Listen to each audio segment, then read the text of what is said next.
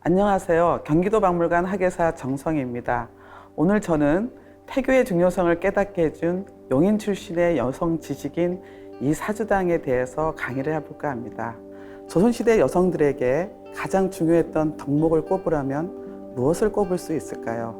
대표적으로 떠오르는 것이 여필 종부도 있고 현모양처도 있지요. 그 중에서도 가장 큰 덕목은 아들을 낳아 대를 잇는 것이었습니다. 유교 사회였던 조선시대에는 우리 역사에서 어떤 시대보다도 가계를 잇는 종통의 의미가 부각되었던 시기였습니다. 여기서 종통이란 맏아들을 중심으로 가계 계승을 하는 것을 말합니다. 때문에 조선시대에는 아들을 낳는 것이 곧 가문을 잇는 것이고, 또 양반들은 과거 시험에 합격해야 벼슬길에 나갈 수 있었기 때문에 우생학적으로 좋은 아들을 낳는 것이 매우 중요했습니다. 그래서 조선시대에는 태교라는 것이 꽤 강조되었습니다. 일반 여성은 물론이고 왕실 여성들도 태교를 실행했다는 내용들이 많이 전해지고 있습니다. 아시다시피 서양에서는 세상에 태어나면서 1살의 나이를 먹죠. 이와 달리 한국은 뱃속의 나이도 1살로 칩니다. 그래서 태어나자마자 1살을 먹게 되지요. 얼핏 서양보다 1살을 더 먹는 것이 억울할 수도 있겠지만 태교의 중요성을 강조한 인습이라고 해석할 수 있습니다.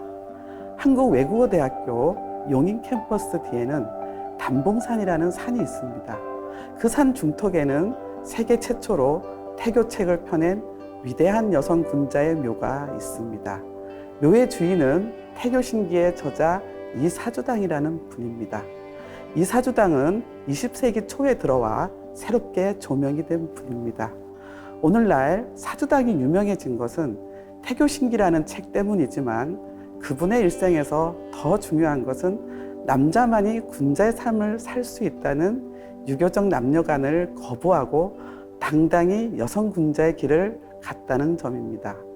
이 사주당은 여성들이 학문적으로 주체적인 삶을 살기 어려웠던 시대에 여성 지식인으로서 고군분투했다고 말씀드릴 수 있습니다. 이 사주당은 태종의 아들 경명군의 10대 손으로 1739년, 그러니까 영조 15년에 청주에서 태어났습니다. 부친은 이창식이라는 분입니다. 선대는 왕족 출신이었으나 조부나 부친대에 와서 이렇다 할 벼슬도 못한 집안으로 쇠락했다고 합니다. 집안은 평범했지만 사주당은 출가하기 전부터 이미 호서 지방에서 군자다운 풍모로 이름을 날리고 있었습니다. 딸의 재주와 품성을 익히 알고 있던 부친은 이 사주당의 학문적 열의를 나무라지 않았다고 합니다. 오히려 옛날 유명한 선비의 어머니치고 글 못하는 사람이 없었다고 격려를 아끼지 않았습니다. 사주당은 22살이나 연상인 유한규라는 분과 혼인하였습니다. 25살에 결혼했다고 하니 오늘날과 달리 당시로는 꽤 늦은 편이라고 할 수 있습니다. 그런데 남편인 유한규는 3번이나 상처하고 자식까지 딸린 나이 많은 호랩이었습니다. 초혼이었던 사주당이 왜 그런 선택을 했는지 확실하지는 않습니다. 대개 이런 경우 여성이 혼기를 놓쳤거나 혹은 가세가 넉넉하지 못한 탓이 많았습니다. 그러나 사주당은 이런 이유보다는 학문적인 동반자로서 유한규를 남편으로 택한 것이 아닌가 생각됩니다. 왜냐하면 유한규는 규합청소라는 백가전서를 지은 이비경학의 외삼촌입니다. 유한규는 일찍이 천문과 지리, 의학 등 실용학문에 관심이 많았다고 합니다. 이 사주당의 학문 세계는 남편 유한규를 만나 더욱 꽃을 피웠다고 할 수 있습니다. 이 남편인 유한규는 비록 초혼은 아니었지만 서로의 정신적 멘토가 될 정도로 부부 금슬은 남달랐던 것 같습니다. 유한규는 여러 번 부인을 잃은 탓에 재혼은 아예 접은 상태였지만 이 사주당의 고결한 성품을 듣고 적극적으로 청혼을 했다고 합니다. 조선 후기에 한글의 기원과 한자음에 대한 연구소로서 언문지라는 책이 있습니다. 이 업문지를 비롯하여 100여 권의 저서를 남긴 분이 실학자 유희라는 분인데요. 바로 사주당의 아들입니다. 아들인 유희가 쓴 가장이라는 글에는 모친인 사주당이 어린 시절부터 사서삼경을 공부하면서 유교적 교양과 사유 방식을 습득하였고 말년에는 늘 옛 선인들의 뜻을 어그러뜨릴까 걱정했다고 합니다. 실제로 사주당은 유학에서 제시하는 윤리와 도덕, 예절을 일상에서 실천하기 위해 고군분투했습니다. 아버지가 돌아가시자 장례를 예법대로 치르기 위해 고기를 멀리하였고 소못을 입지 않고 상복을 제대로 갖추었습니다. 결국 이 소문이 유한규에게도 알려져 아내를 잃은 후에 다시는 혼인을 하지 않겠다는 의지를 접고 사주당을 부인으로 맞아들인 계기가 되었다고 하지요. 결혼 첫날 밤 유한규는 부인에게 다음과 같은 당부를 하였습니다. 나의 어머니는 연세가 72인데 눈이 잘 안 보이고 화를 잘 내니 모시기가 어려울 것이요. 그대가 부디 노력을 해주기 바랍니다. 그러자 사주당은 세상에 옳지 않은 부모는 없다고 했습니다. 라고 화답했습니다. 사주당은 변함없이 시어머니를 복양하여 시댁 식구들의 칭송을 받았습니다. 이러한 모습에 감동을 받은 남편 유한규는 부인을 공경하였으며 부부 사이를 넘어 학문적 동반자로서 평생 지기의 모습을 보였습니다. 유한규는 27살의 나이로 진사시에 합격하였지만 무려 60이 다 되도록 이렇다 할 관직에 나가지 못하고 있었습니다. 62세가 되던 1779년에 비로소 목천 현감을 역임했지만 이것도 오래 하지는 못했습니다.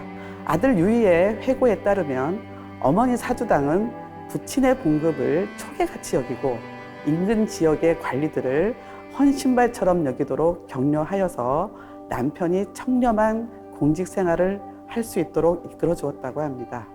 그런데 사주당의 나이 45세에 다정했던 남편의 죽음으로 삶이 힘겨워졌습니다. 당시 큰아들인 유희는 불과 11살이었습니다. 3년상을 마친 뒤 사주당은 전 부인의 아들에게 가난한 형편의 계모에게 효도를 하는 것은 쉽지 않다. 내가 늙지 않았으니 너희에게 누를 끼치지 않겠다며 청주를 떠나 경기도 용인에 정착하였습니다. 용인에서의 삶은 매우 어려웠습니다. 호미도 없이 밭을 일구고 촛불도 없이 길쌈을 했습니다. 거북등처럼 갈라진 손으로 자리를 짜고 소금 반찬으로 밥을 먹었다고 전합니다. 친척들이 도와주려 해도 굳이 사양했다고 합니다. 그럼에도 아들을 공부시키고 딸들은 부엌 일을 시키지 않은 어머니였습니다. 태교신기는 사주당이 1800년에 한문으로 지은 태교 지침서입니다. 이 책을 쓸 무렵 사주당의 나이는 환갑을 넘긴 62세였습니다. 사주당은 이 책을 쓴 지 20여 년이 지나 막내딸이 갖고 있던 상자 속에서 이것을 다시 발견했습니다. 이후 미안성의 원고에 자신의 생각을 덧붙여 완성된 책으로 만들었습니다. 이후 아들 유희는 더 많은 독자들이 이 책을 읽을 수 있도록 사주당의 글을 10편으로 나누고 한문으로 된 것을 우리말로 번역하였습니다. 오늘날 우리가 볼 수 있는 태교신기는 바로 유희 선생의 재편집본이라고 할 수 있겠습니다. 사주당은 태교신기 서문에서 옛날에 현명한 여인이 임신을 하면 반드시 태교를 하여 몸가짐을 삼갔다고 하는데 모든 책을 보아도 상세하게 전하고 있지 않아서 고민 끝에 이 책을 지었다고 했습니다. 말하자면 태교신기는 당시 여성들에게 태교를 권장하기 위한 교육 지침서였다고 할 수 있습니다. 사주당은 평생토록 자식 교육을 제1의 관심사로 여겼습니다. 임종 직전에 자신의 모든 저술을 불태워 없애면서도 태교신기만은 남겨두었습니다. 집안의 여성들이 반드시 읽어봐야 될 책이라 생각한 것입니다. 사주당은 여성들이 독서할 기회가 없어서 선인들의 뜻을 알지 못할까 염려하여 일찍이 내가 태교에 시험해 본 것이 4번인데 과연 자식들의 모습이 크게 잘못된 부분이 없었다고 했습니다. 또한 인간이 처음 뱃속에서 잉태되었을 때는 누구나 하늘로부터 똑같은 천품을 부여받지만 뱃속에서 10달을 지내면서 인간의 좋고 나쁜 품성이 형성되고 이러한 인간의 품성이 결정되는 처음 10개월의 태교가 출생 후의 교육보다 더 중요하다고 강조했습니다. 사주당은 태교가 허황된 것이 아니라는 확신이 있었습니다. 사주당은 태교를 이론으로만 다루지 않고 몸소 임신 중에 그대로 실천하는 실험을 했습니다. 사주당은 태교의 결과에 만족했고 태교가 주는 이로움을 의심 없이 믿었습니다. 근대 역사학자인 위당 정인보 선생은 태교 신기를 평가하면서 유전자를 온전케 보존하기 위해서는 약물 치료나 식이요법보다 태교가 훨씬 나은 것이라고 평가하기도 했습니다. 사주당이 태교 신기를 통해 주장한 대표적인 말이 있습니다. 스승의 가르침 10년이 어머니 뱃속 교육 10개월만 못하고 어머니의 10개월 교육이 아버지가 잉태시키는 하루를 삼가는 것만 갖지 못하다는 말입니다. 이는 현대의학이 발달한 오늘날에도 여전히 귀담아 들을 내용이 아닐까 싶습니다. 사주당은 나이가 들어서는 젊은 선비들도 찾아와 배움을 청할 정도로 학문이 높았고 여성 선비로 이름을 드높였습니다. 여성 선비로서 살고자 했던 사주당은 자신의 당호도 바꾸었습니다. 원래 사주당의 당호는 사주당이 아닌 회현당이었습니다. 회현은 현명하다는 의미인데요. 이를 주자를 본받는다는 의미의 사주당으로 바꾼 것입니다. 여성 군자로서 살겠다는 자신의 의지를 반영한 것이라 할 수 있습니다. 성리학 지식이 높아진 사주당은 남성들의 전유물이라 할 수 있는 정치에도 일침을 주었습니다. 사주당의 친정은 정치적으로 노론이었고 시댁은 소론 집안이었습니다. 이 노론과 소론은 원래 서인으로 한 가지였습니다. 그런데 서인은 숙종대에 이 성시열과 윤중의 대립으로 이 노론과 이 소론으로 갈리게 되었죠. 이를 역사적으로 회니시비라고 하는데요.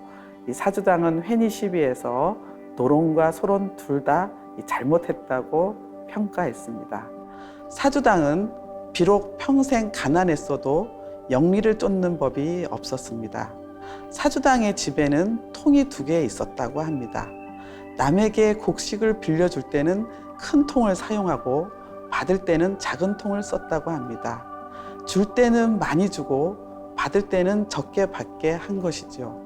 사주당은 이를 업보를 갚았다고 했습니다. 사주당의 인품을 알 수 있는 일화라 하겠습니다. 사주당은 뱃속에서부터 아들을 가르쳤습니다. 뒷날 아들인 유이는 나는 어려서 아버지를 잃고 어머님의 가르침을 받았다고 했습니다. 사주당은 아들이 입단속을 잘 못하는 것을 걱정하여서 과거에 나가지 말라고 했습니다. 아들인 유희는 어머니의 말을 그대로 따랐습니다. 자식에게 출세만을 목적으로 하지 말라고 가르친 것이죠. 당쟁에 휩쓸릴 걱정 때문이 아니라 출세보다 선비의 길을 따르라고 한 것입니다. 1821년 9월 83세로 죽기 전 사주당은 태교 신기만 남기고 저수를 모두 불태우라는 유언을 남겼습니다. 아들인 유희는 어머니의 바탕은 장부셨지만 행실은 부인이었다고 칭송했습니다.